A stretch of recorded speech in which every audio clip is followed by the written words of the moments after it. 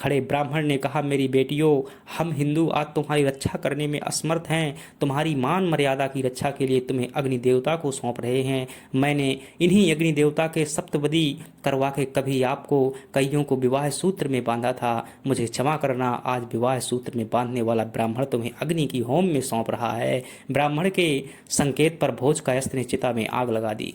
चिता धू धू करके जल उठी। चिता की लपटें उठती रहीं और हिंदू सैनिकों का प्राण से मोह छूटता रहा। दोपहर बीतने तक चिता शांत होने लगी। अब वीर नारायण ने दुर्ग द्वार खोल दिए। दोस्तों, किले के दरवाजे खोल दिए। जिनकी माँ, बहनें, बेटियां और पत्नियां उनकी आंखों के सामने जलकर मरी थीं, वे हिंदू सैनिक भूखे बाघ की तरह गरज रहे थे। Hello friends, welcome back to our channel. ऐतिहासिक कहानियों की श्रृंखला में आपका स्वागत है। आज की कहानी जो दोस्तों रानी दुर्गावती का भाग 2 है। इसके पहले हम भाग 1 जो है कर चुके हैं। यदि आपने वो वाला भाग नहीं देखा है तो ज़रूर देखें। आप कल्पना कीजिएगा दोस्तों, यह कहानी जहाँ से शुरू होने जा रही है, इस कहानी का सारांश ये है कि जहाँ माता रानी दुर्गावती का जो है देहांत हो चुका है युद्धभूमि में लड़ते लड़ते, उनका पुत्र जो है वीर नारायण बचा हुआ है। अंतिम रूप से जो है वीर नारायण पर भी मुगलों द्वारा आक्रमण किया जाता है। और जैसा कि रानी दुर्गावती जी ने पत्र में लिखा था कि मुगलों के हाथ जो है अपनी माता बहनाओं को नहीं लगने देना, बेशक ही जौहर में अपनी जान दे देना, इसकी व्यवस्था कर लेना, वैसा ही वीर नारायण ने किया। तो दोस्तों, इस कहानी में जानते हैं कि किस प्रकार से वीर नारायण ने जौहर की व्यवस्था की, किस प्रकार से राज परिवार और जो भी गांव सभी की महिलाएं हुआ करती थीं, पूरी महिलाएं जो है एक जौहर में कूद जाती हैं। लगभग 5000 स्त्रियां, महिलाएं, बच्चे जो है, जो छोटी छोटी औरतें होती थी, सब जौहर में कूद जाते हैं। फ्रेंड्स, किस प्रकार से हिंदू अपनी माताओं बहनों को चिता में जलते हुए ढकेल रहे थे, और जब वह मुगलों के सामने एक खूंखार बाघ की तरफ सर पर कफन बांध कर निकले हुए थे, तो उनका नज़ारा दोस्तों वाकई बहुत खतरनाक था। चलिए कहानी की शुरुआत करते हैं। चलिए बात करते हैं। यदि अभी तक आपने हमारे चैनल को सब्सक्राइब नहीं किया हुआ है तो वीडियो को लाइक करके चैनल को सब्सक्राइब कर दीजिएगा। बात करते हैं जौहर की, जो कि मध्य प्रदेश से गोंडवाना साम्राज्य से संबंधित है, जो कि रानी दुर्गावती का राज्य हुआ करता था। गढ़ामंडला के दूसरे दिन के युद्ध के समाचार युद्ध से लौटे सैनिकों द्वारा वीर नारायण को मिले। मतलब कि जो दुर्गावती से युद्ध हुआ था उसमें दुर्गावती की शहादत हुई, शेष समाचार जो है कल के दिन जो है बचे हुए सैनिकों द्वारा वीर नारायण को बताया गया, जो कि चौरागढ़ दुर्ग में था। अब सैनिक कभी भी चौरागढ़ आ सकते हैं, अतः चौरागढ़ में जौहर की तैयारियां प्रारंभ कर दी जाएं। रुई, लाख, राल, घास, लकड़ी एकत्र कर किले में लाए जाने लगे। शीघ्रता में सूखे हरे जैसे भी निकट वृक्ष मिले, उन्हें काट कर लाया गया। किले की दीवार के निकट एक बड़े चौक में लकड़ियां बिछा दी गईं, उन पर घास, राल, लाख, रुई जगह जगह लगा दी गई। अब किले के दरवाजे बंद कर वीर नारायण मुगलों की राह देख रहे थे। लेकिन आसफ खां 2 माह तक चौरागढ़ नहीं आया, क्योंकि वह जानता था गोंडवाना के बचे सैनिक किले में शरण लिए हुए हैं। गोंडवाना पूर्ण आरक्षित है, अतः वह 2 माह तक चौरागढ़ के चारों ओर के नगर ग्रामों को लूटता उजाड़ता रहा।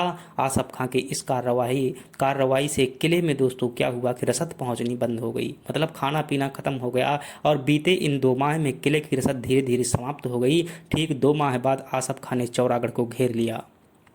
गढ़ के भीतर थे 10,000 घुड़सवार और आसपास के ग्रामों से आई हुई संभ्रांत घरों की कुल बधुएं, बेटियां, राज परिवार की महिलाएं, सरदारों के परिवार की महिलाएं, कुल 5,000 स्त्रियां किले में थीं। वीर नारायण ने प्रमुख सरदारों की बैठक बुलाई और दूसरे दिन जौहर करने का निश्चय किया। मेरे दोस्तों, वीर नारायण ने दूसरे दिन जौहर करने का निश्चय कर दिया। प्रातः ब्रह्म मुहूर्त में गढ़ के सभी हिंदू उठे, स्नान किया, महिलाओं ने पूर्ण श्रृंगार किया और एक साथ मंदिर में जा सामूहिक आरती की। फिर सभी महिलाएं पुरुष अंतिम विदा के लिए एक दूसरे से गले मिले पति पत्नी, भाई बहन, बाप बेटी भरे कंठ और संजाल आंखों से विदा दे रहे थे। मंदिर से चला हिंदू नर नारियों का समूह चिता के निकट आकर एक एक कर महिलाएं चिता पर चढ़ने लगीं। पुरुष वर्ग भी घी के डिब्बे चिता पर डालने लगे। वीर नारायण ने अपने 2 विश्वस्त सेवकों को, भोज कायस्थ और भिखारी रूमी को बुलाकर जौहर की जिम्मेदारी सौंपी। 2 सेवकों और जौहर की पूजा के लिए एक ब्राह्मण को छोड़ दिया गया। वीर नारायण ने क्या किया, केसरिया वस्त्र धारण किए और सैनिकों द्वारा उन पर टूट पड़ने का बात करी। कुछ सैनिक दुर्ग की दीवार पर तैनात कर दिए गए। दुर्ग की दीवार पर खड़े ब्राह्मण ने वेद मंत्रों का पाठ प्रारंभ किया। ब्राह्मण रोता जा रहा था और वेद मंत्र पढ़ता जा रहा था। सुहागी ध्वनि के साथ चिता के चारों ओर खड़े लोग चिता पर अक्षत कंकु पुष्प बरसा रहे थे। चिता पर बैठी महिलाएं भीड़ में अपने पति पिता भाई बहन को पहचान हाथ जोड़ अंतिम विदा दर्शन ले रहे थे। गोद में बैठे नन्हे बालक को उनकी माताएं अपने पिता की ओर इशारा करती थीं कि एक बार पहचान लो, शायद जीवन में दोबारा न मिले। महिलाएं सुबक रही थीं, कोई हंस रही थी, लेकिन नेत्र सभी के भीगे थे। पुरुष वर्ग दांत भींचे थे, दृढ़ संकल्प लेते जा रहे यह दृश्य देख रहे थे। वेद पाठ दोस्तों पूरा हो चुका था। दुर्ग पर खड़े ब्राह्मण ने कहा, मेरी बेटियों, हम हिंदू आज तुम्हारी रक्षा करने में असमर्थ हैं। तुम्हारी मान मर्यादा की रक्षा के लिए तुम्हें अग्नि देवता को सौंप रहे हैं। मैंने इन्हीं अग्नि देवता के सप्तपदी करवा के कभी आपको कईयों को विवाह सूत्र में बांधा था। मुझे क्षमा करना, आज विवाह सूत्र में बांधने वाला ब्राह्मण तुम्हें अग्नि की होम में सौंप रहा है। ब्राह्मण के संकेत पर भोज कायस्थ ने चिता में आग लगा दी। चिता धू धू करके जल उठी। चिता की लपटें उठती रहीं और हिंदू सैनिकों का प्राण से मोह छूटता रहा। दोपहर बीतने तक चिता शांत होने लगी। अब वीर नारायण ने स्वर्ग द्वार खोल दिए। दोस्तों, किले के दरवाजे खोल दिए। जिनकी माँ बहनें बेटियां और पत्नियां उनकी आंखों के सामने जलकर मरी थीं, वे हिंदू सैनिक भूखे बाघ की तरह गरज रहे थे। भूखे बाघ की तरह गरजते हुए मुगलों पर टूट पड़े। मुगल सैनिकों में खलबली मच गई। हिंदू तो मरने के लिए सिर पर कफन बांध कर ही निकले थे, क्योंकि दोस्तों केसरिया धारण कर चुके थे। और केसरिया का दोस्तों यदि मतलब नहीं जानते हैं तो जब राजपूतों अथवा हिंदुओं की महिलाएं जो है जौहर कर लेती थी अपनी प्राणों की, मतलब प्राणों की और इज्जत बचाने के लिए, तो उस टाइम पर जो राजपूत राजा या फिर अन्य हिंदू सैनिक हुआ करते थे, वह अंतिम रूप से एक सर पर साफा बांधते थे कि या तो सामने वाले को मारेंगे या फिर मर जाएंगे।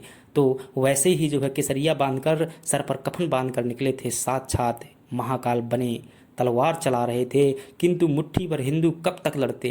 रात होते होते सभी समाप्त हो गए, लेकिन एक धाक छोड़ गए। मुगलों की हिम्मत नहीं पड़ी 4 दिन तक किले के अंदर जाने की। बहुत दिन पश्चात दोस्तों जब किले के अंदर गए, आसफ खान ने मरे हुए मुगल सैनिक के लिए कब्रें खोदता रहा पहले तो बहुत दिनों तक और उन्हें दफनाता रहा। कई दिनों बाद मुगल सैनिक किले के निकट आए, द्वार पर आवाज़ लगाई। किले में बचे थे मात्र 3 व्यक्ति, ब्राह्मण भोज और कायस्थ भिकारी रूमी। भिकारी ने द्वार खोला। मुगल सैनिक लूट के उद्देश्य से किले में फैल गए।